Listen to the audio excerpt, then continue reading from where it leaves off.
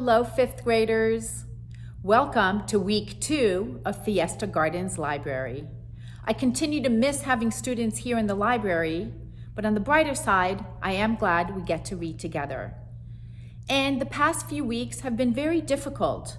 The pandemic and now the fires, that I thought today we're just gonna read for fun. A silly book that will hopefully make you laugh. It always makes me laugh. The name of the book is Sideway Stories from Wayside School by Sachar. It's an oldie but goodie. This book contains 30 short stories. And today we'll read the first 2. Story number 1, Mrs. Gorf. Mrs. Gorf had a long tongue and pointed ears. She was the meanest teacher in Wayside School. She taught the class on the 30th floor. You can see her pointed ears. If you children are bad, she warned, or if you answer a problem wrong, I'll wiggle my ears, stick out my tongue, and turn you into apples. Mrs. Gorf didn't like children, but she loved apples. Joe couldn't add. He couldn't even count. But he knew that if he answered a problem wrong, he would be turned into an apple. So he copied from John. He didn't like to cheat, but Mrs. Gorf had never taught him how to add. One day, Mrs. Gorf caught Joe copying John's paper.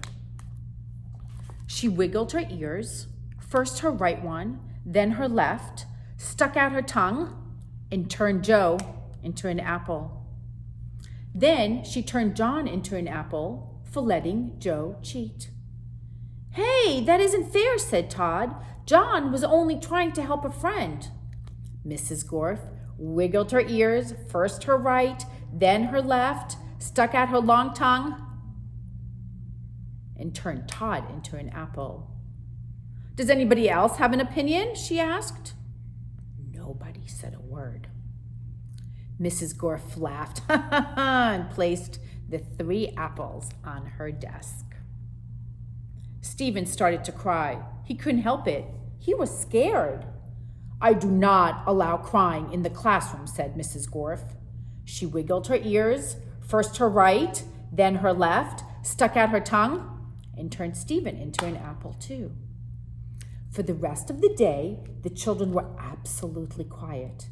And when they went home, they were too scared even to talk to their parents. But Joe, John, Todd, and Stephen couldn't go home. Mrs. Gorf just left them on her desk. They were able to talk to each other, but they didn't have much to say. Their parents were very worried. They didn't know where their children were. Nobody seemed to know. The next day, Kathy was late for school. As soon as she walked in, Mrs. Gorf turned her into an apple. Paul sneezed during class. He was turned into an apple. Nancy said, "God bless you," when Paul sneezed. Mrs. Gorf wiggled her ears, first her right, then her left, then stuck her tongue and turned Nancy into an apple. Terrence fell out of his chair. He was turned into an apple. Mauricia tried to run away. She was halfway to the door as Mrs. Gorf's right ear began to wiggle. When she reached the door, Mrs. Gorf's left ear wiggled. Mauricia opened the door and had one foot outside when Mrs. Gorf stuck out her tongue. Mauricia became an apple. Mrs. Gorf picked up the apple from the floor and put it on her desk with the others. Then a funny thing happened. Mrs. Gorf turned around and fell over a piece of chalk. The 3 Erics laughed. They were turned into apples. Mrs. Gorf had a dozen apples on her desk. Joe, John, Todd, Stephen, Kathy, Paul, Nancy, Terrence, Mauricia, and the 3 Erics. Eric Fry, Eric Bacon, and Eric Ovens. Lewis, the yard teacher, walked into the classroom. He had missed the children at recess. He had heard that Mrs. Gorf was a mean teacher, so he came up to investigate. He saw the 12 apples on Mrs. Gorf's desk. I must be wrong, he thought. She must be a good teacher if so many children bring her apples. He walked back down to the playground. The next day, a dozen more children were turned into apples. Louis, the art teacher, came back into the room. He saw 24 apples on Mrs. Gorf's desk. There were only 3 children left in the class. She must be the best teacher in the world, thought the yard teacher. By the end of the week, all of the children were apples. Mrs. Gorf was very happy. Now I can go home, she said. I don't have to teach anymore. I won't have to walk up 30 flights of stairs ever again. You're not going anywhere, shouted Todd. He jumped off the desk and bopped Mrs. Gorf on the nose. The rest of the apples followed. Mrs. Gorf fell on the floor. The apples jumped all over her. Stop, she shouted, or I'll turn you into applesauce. But the apples didn't stop, and Mrs. Gorf could do nothing about it. Turn us back into children, Todd demanded. Mrs. Gorf had no choice. She stuck out her tongue, wiggled her ears, this time her left one first, then her right, and turned the apples back into children. All right, said Mauricia. Let's go get Luis. He'll know what to do. No, screamed Mrs. Gorf. I'll turn you back into apples. She wiggled her ears, first her right, then her left, and stuck out her tongue. But Jenny held up a mirror, and Mrs. Gorf turned herself into an apple.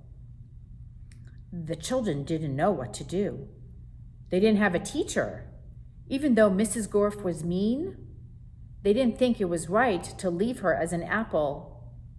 But none of them knew how to wiggle their ears. Luis, the yard teacher, walked in. Where's Mrs. Gorf? He asked. Nobody said a word. Boy, am I hungry, said Luis. I don't think Mrs. Gorf would mind if I ate this apple. After all, she always has so many. He picked up the apple, which was really Mrs. Gorf, shined it up on his shirt, and ate it. That was the end of story number 1, Mrs. Gorf. Story number 2, Mrs. Jules. Mrs. Jules had a terribly nice face. She stood at the bottom of Wayside School and looked up. She was supposed to teach the class on the 30th story. The children on the 30th floor were scared. They had never told anybody what had happened to Mrs. Gorf. They hadn't had a teacher for 3 days. They were afraid of what their new teacher would be like. They had heard she'd be a terribly nice teacher. They had never had a nice teacher. They were terribly afraid of nice teachers. Mrs. Jules walked up the winding, creaking staircase to the 30th floor. She was also afraid. She was afraid of the children. She had heard that they would be horribly cute children. She had never taught cute children. She was horribly afraid of cute children. She opened the door to the classroom. She was terribly nice. They were horribly cute. In fact, they were much too cute to be children. I don't believe it, said Mrs. Jules. It's a room full of monkeys. The children looked at each other. They didn't see any monkeys. This is ridiculous, said Mrs. Jules. Just ridiculous. I walked all the way up 30 flights of stairs for nothing but a class of monkeys. What do they think I am? I'm a teacher, not a zookeeper. The children looked at her. They didn't know what to say. Todd scratched his head. Oh, I'm sorry, said Mrs. Jules. Please don't get me wrong. I have nothing against monkeys. It is just that I was expecting children. I like monkeys, I really do. Why, I'm sure we can all play all kinds of monkey games. What are you talking about? Asked Todd. Mrs. Jules nearly fell off her chair. Well, what do you know? A talking monkey. Tomorrow I'll bring you a banana. My name is Todd, said Todd. The children were flabbergasted. They all raised their hands. I'm sorry, said Mrs. Jules, but I don't have enough bananas for all of you. I didn't expect this. Next week, I'll bring in a whole bushel. I don't want a banana, said Calvin. I'm not a monkey. Would you like a peanut? Asked Mrs. Jules. I think I might have a bag of peanuts in my purse. Wait a second. Yes, here it is. Thanks, said Calvin. Calvin liked peanuts. Allison stood up. I'm not a monkey, she said. I'm a girl. My name is Allison, and so is everybody else here. Mrs. Jules was shocked. Do you mean to tell me that every monkey in here is named Allison? No, said Jenny. She means we are all children. My name is Jenny. No, said Mrs. Jules. You're much too cute to be children. Jason raised his hand. Yes, said Mrs. Jules, the chimpanzee in the red shirt. My name is Jason, said Jason, and I'm not a chimpanzee. You're too small to be a gorilla, said Mrs. Jules. I'm a boy, said Jason. You're not a monkey, asked Mrs. Jules. No, said Jason.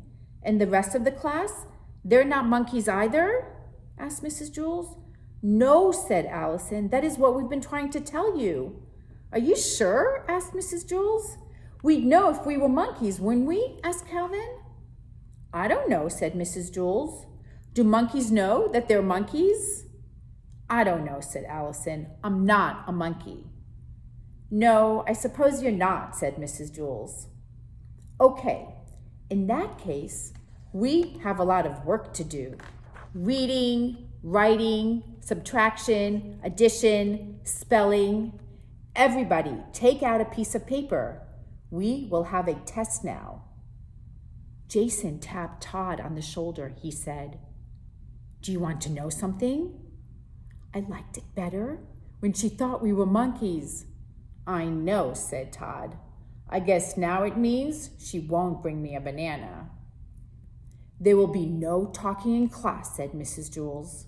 She wrote Todd's name on the blackboard under the word discipline. That was story number 2, Mrs. Jules. I hope you enjoyed Sideway Stories from Wayside School by Louis Sachar. Just a little fun.